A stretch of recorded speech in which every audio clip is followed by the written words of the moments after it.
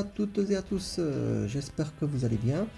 Et moi, en tout cas, je suis aujourd'hui super content de vous présenter une collection qui m'a franchement touché droit au cœur. Et je pense que les plus anciens d'entre nous seront aussi très très très ravis. Voilà.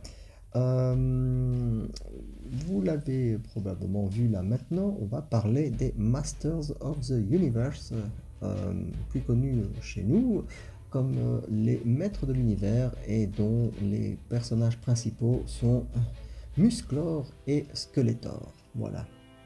Pour ceux qui ne connaissent pas, en bref, c'est un dessin animé, une série donc des années 80 qui nous propulse sur une planète dans le royaume d'Eternia où il y a un héros nommé Musclor ou He-Man en anglais qui est en fait le prince du royaume, le prince Adam, et qui se transforme grâce à un glaive qu'il lève en criant la fameuse formule par le crâne ancestral.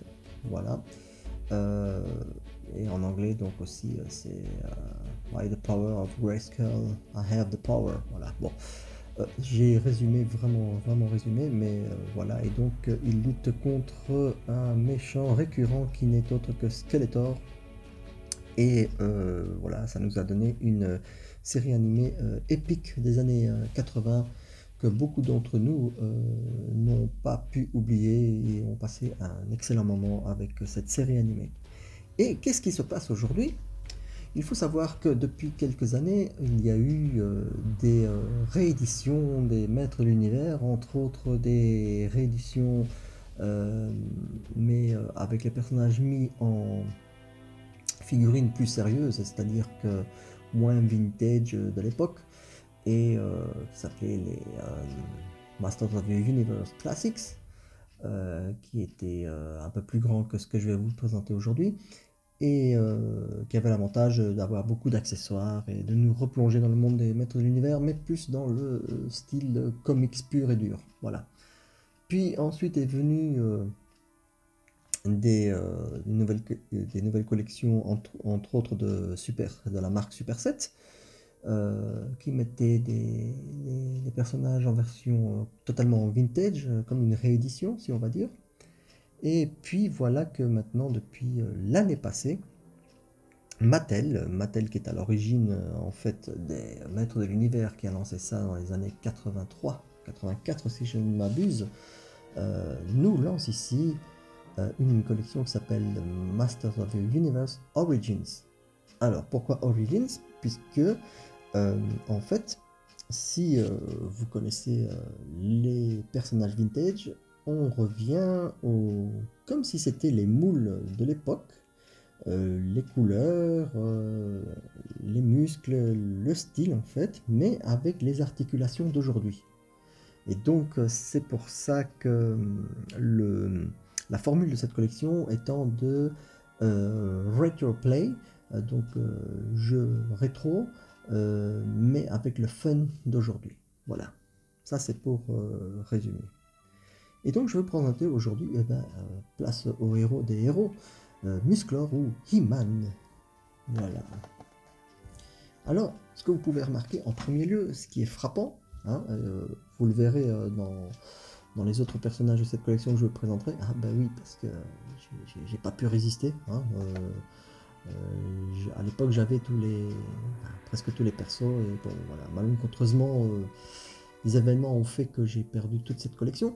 Et donc j'en ai profité pour quand même prendre quelques autres personnages, en tout cas de la première série, puisque maintenant on arrive à la série 4 de cette collection. Mais donc je disais que voilà, c'est énorme. Ce qu'on peut voir directement, c'est l'emballage, qui est comme à l'époque. Voilà, c'est exactement ça. Quand on était petit, on allait au magasin et on trouvait ça dans les rayons pendus sur les étagères. Voilà, c'est vraiment le package original. Voilà. Alors, ce qui est encore plus sympa, ah oui, ici, si vous voyez avec la lumière, c'est en relief. Hein, donc voilà, vous voyez, hein, même ça, les lettres sont en relief, c'est vachement, vachement bien fait. L'emballage est extrêmement bien soigné et vraiment rendu à l'état de vintage, quoi. Alors derrière, ce qui est excellent, c'est qu'on a les graphiques de l'époque. Donc vraiment, on a avec les artistes qui ont fait les comics et les illustrations des boîtes à l'époque. Alors comme vous pouvez voir, on a déjà dans la collection de la première vague, donc on a He-Man, Musclor, on a Tila, on a Man at Arms, donc le maître d'armes, on a notre fameux Skeletor, on a Evelyn, je ne sais plus comment elle s'appelait en français, et on a Beastman, voilà. Donc ça c'était la première vague en fait de cette collection. Alors on nous montre donc qu'on peut lui mettre son glaive et on nous fait bien savoir que c'est articulé, donc au torse, aux jambes, aux bras, voilà. Mais je vous montrerai les articulations en détail. Donc rien que l'emballage est vraiment très très très sympa et c'est du pur vintage, mais remis au goût d'aujourd'hui et ça c'est vraiment excellent. Alors on va l'enlever, hein, parce que quand même le but c'est de lui faire prendre l'air.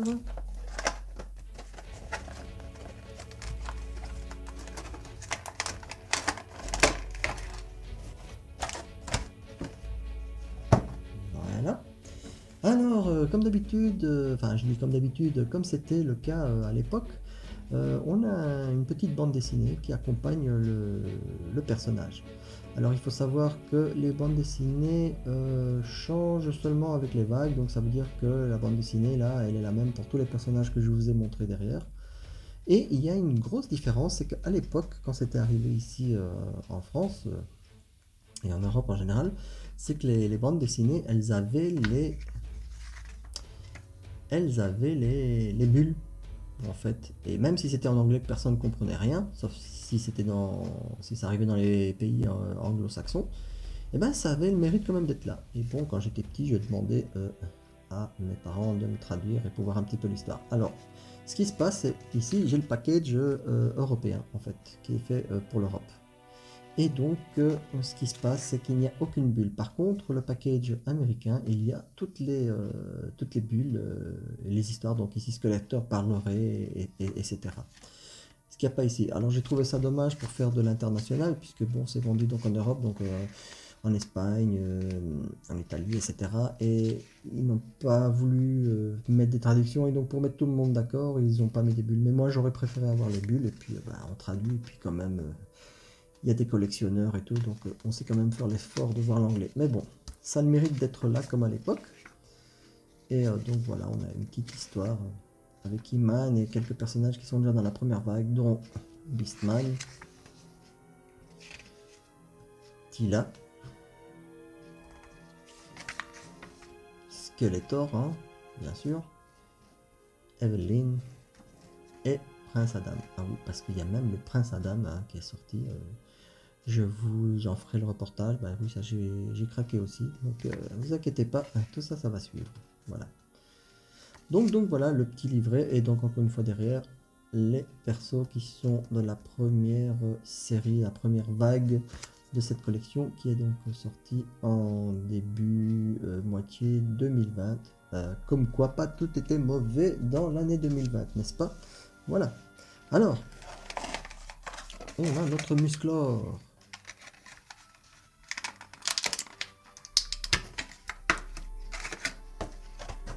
Hop là. Ah ah. Regardez-moi ça. Alors, je vais encore mettre juste un petit point. La tête n'est pas celle que nous avons connue dans les persos qui étaient vendus au magasin, qui étaient vintage. Pourquoi? Parce qu'en fait, cette tête-ci vient directement des comics qui étaient fournis dans les emballages. Ça veut dire donc qu'on n'a pas la tête vintage de... Je vous mettrai ici une petite image pour que vous vous rappeliez. On n'a pas la tête vintage de Musclor, He-Man comme on le connaissait, mais plutôt la tête en fait qui était les comics. Alors moi je trouve que c'est pas mal, parce que je la connaissais pas, et je trouve que ça change. Alors maintenant, il y en a qui auront peut-être la nostalgie vraiment d'avoir la tête, et peut-être ça ne passera pas, mais moi personnellement j'aime beaucoup quoi. Voilà. Alors, il faut savoir qu'il y a encore juste une petite différence par rapport au vintage, c'est que dans les vintage, ici le bracelet prenait tout l'avant-bras. Et il n'y avait que ce côté-là où c'était un petit bracelet. Alors c'était pour des comment dire ça, des côtés pratiques du moule pour certains persos et tout ça. Mais voilà, ici il faut savoir qu'ils ont fait maintenant les deux bracelets. Alors, encore une fois, on aime ou on n'aime pas, ou on préfère avoir vraiment l'identique pure vintage avec le bracelet qui prend tout l'avant-bras. Ou moi je préfère un peu la cohérence et là on a vraiment maintenant deux bracelets identiques et je trouve que ça équilibre bien l'esthétique du personnage. Voilà. Alors, qu'est-ce qu'on peut encore voir ici? Donc, alors, ce qui est marrant, les vintage, ce qu'ils avaient comme particularité, c'était qu'ils avaient les jambes pliées comme ça. Voilà. On avait les petits vintage, c'était difficile à les faire tenir debout parce qu'ils étaient comme ça, pliés. Maintenant,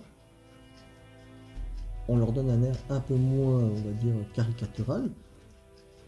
Et on arrive à avoir vraiment, voilà, un perso qui est bien droit et qui est vraiment esthétiquement pas mal du tout, quoi. Voilà. Alors, les articulations. On a donc ici le buste. On a ici les épaules en arrière qui s'écartent. Voilà. Donc pareil de l'autre côté. L'avant-bras, donc une belle pliure. Voilà. Alors c'est pas tout à fait du double joint, hein, mais c'est pas mal du tout. Voilà. On a les mains qui permettent là de faire de chouettes poses. Hein. Voilà. On a l'articulation de la tête. Alors, au bas. Voilà. Magnifique. Les jambes. Voilà. Comme ça.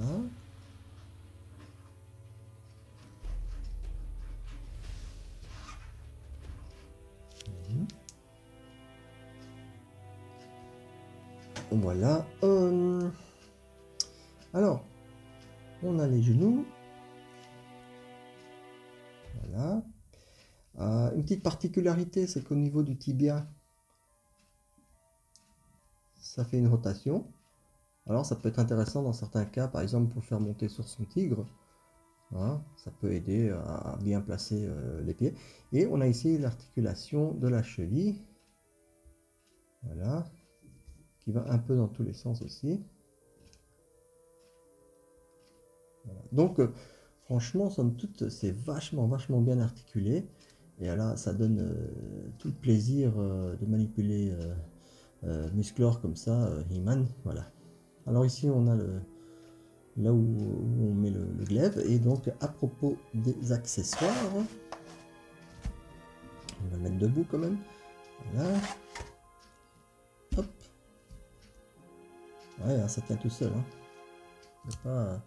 Il n'y a pas chipota, il tient bien. Alors, au niveau des accessoires, on a donc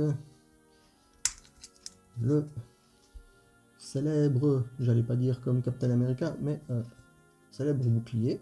Voilà. Alors, le système d'attache est pour moi, beaucoup mieux fait.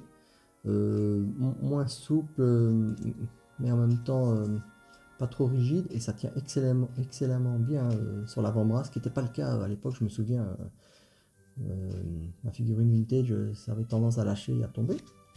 On a la hache, voilà.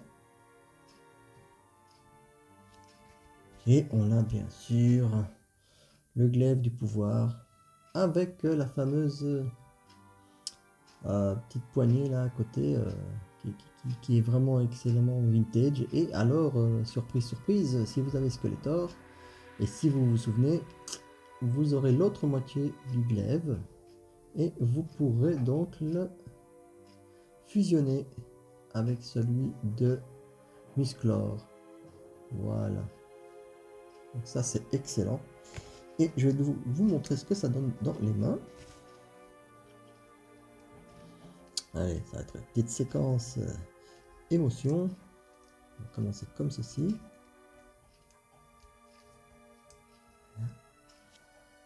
Et voilà, regardez ça, ça donne déjà une superbe position. Ça c'est le top, hein.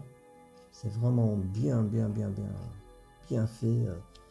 Et si on met le bouclier, ça nous donne encore quelque chose de plus sympa.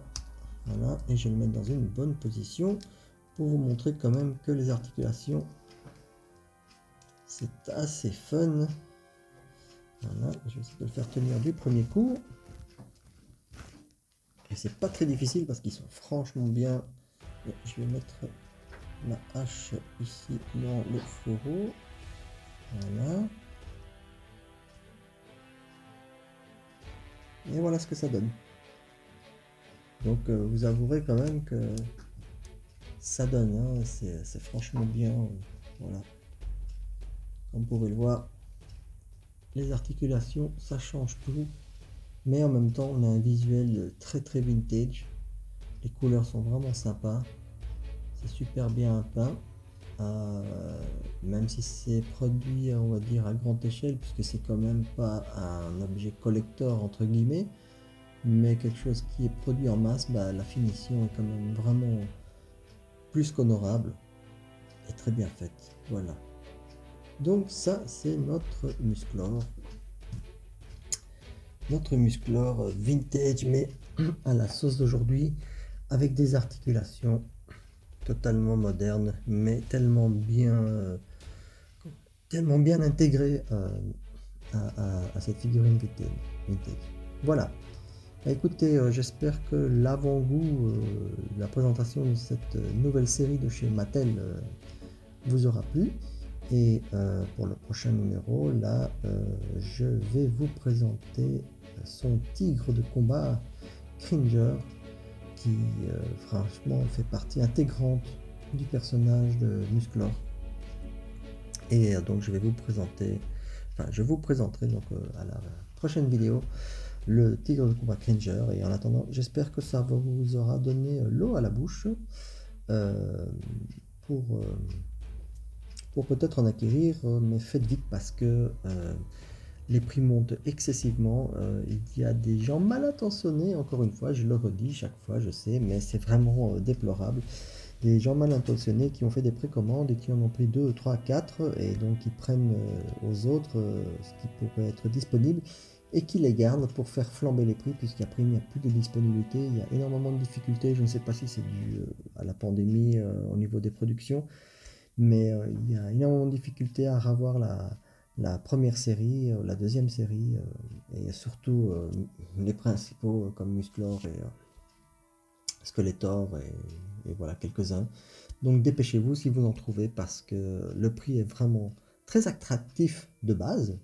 C'est entre 17 19 euros. Mais on peut déjà en voir certains mal intentionnés qui les font grimper à 25 voire 35 euros. Voire 50 dans les pires des cas. Voilà. Donc on se retrouve pour une prochaine. Et en attendant, prenez soin de vous et à bientôt.